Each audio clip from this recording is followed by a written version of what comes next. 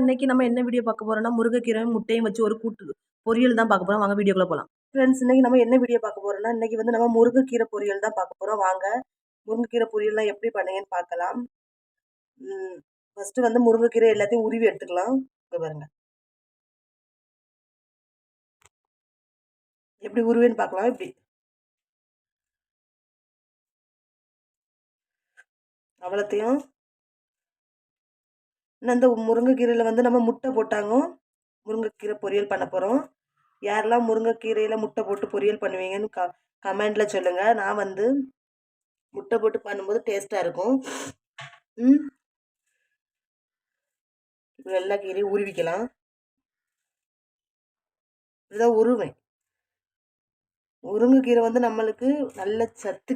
இது வந்து வாரத்தில் 2-3 நாள் சாப்பிடலாம் அந்த முருங்கைக்கீரையெல்லாம். ஏன்னா முருங்கைக்கீரையில அவ்வளோ சத்துக்கள் இருக்கு. யாருக்கெல்லாம் முருங்கைக்கீரை பிடிக்குன்னு மறக்காம கமெண்ட்ல சொல்லுங்க. பழத்தை எல்லாம் எடுத்து வேஸ்ட்டு. கையில மருதணி வச்சிருக்கேன், கொள்ளமா.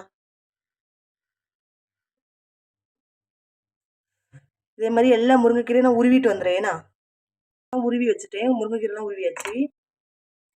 அதுக்கப்புறம் வந்து ஒரு பாதி உள்ளி, பாதி உள்ளி எடுத்திருக்கேன். அதுக்கப்புறம் இந்த பாதி உள்ளியை நல்லா பொடி பொடியாக நறுக்கி வச்சுக்கோங்க. சரியா? வெட்டி நல்லா பொடி பொடியாக நறுக்கி வச்சுட்டு, அதுக்கப்புறம் வந்து ஒரு பச்சை மிளகா பொடி பொடி அந்த இதுலேயே கட் பண்ணிடலாம். அதுக்கப்புறம் ஒரு முட்டை எடுத்திருக்கேன்.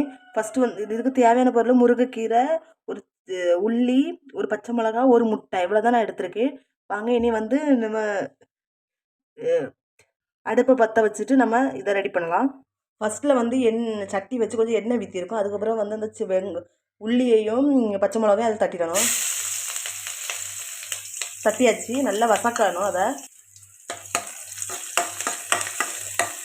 அது கொஞ்சம் வெந்த மாதிரி இருந்து அதுக்கப்புறம் வந்து நம்ம முருங்கைக்கீரை இருக்கலாம், முருங்கைக்கீரை அதை தட்டிடணும்.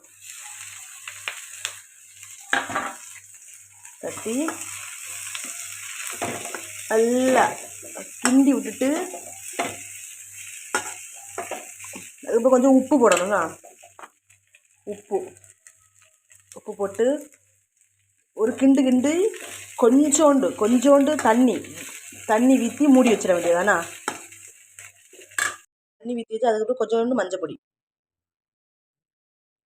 போட்டு ஒரு கிண்டி சிம்மில் போட்டுட்டு கொஞ்சம் நேரம் ஒரு 10 நிமிஷம் வந்து மூடி வைக்கணும். ஏன்னா முருங்கைக்கீரை வந்து நல்லா வேகணும்ல, அதுக்காண்டி 10 நிமிஷம் மூடி வைக்கணும். தண்ணியெல்லாம் லைட்டாக கொதிக்க ஆரம்பிச்சாச்சு, வேகட்டும். கீரை வந்து நல்லா வெந்தாச்சு. வெந்த பிறகு இருக்கலாம் இந்த தேங்காய் பூ துருவி வச்சுருக்க தேங்காவை அதில் தட்டணும். தட்டி நல்லா கிண்டணும். உப்பெல்லாம் பார்த்துக்கோங்க. சிலவங்களுக்கு எரிப்பு வேணும்னா கொஞ்சோண்டு வத்தல் பொடி போடணும். எனக்கு ஒரு பச்சை மிளகு மாதிரி. சரியா? நல்லா வரட்டிட்டு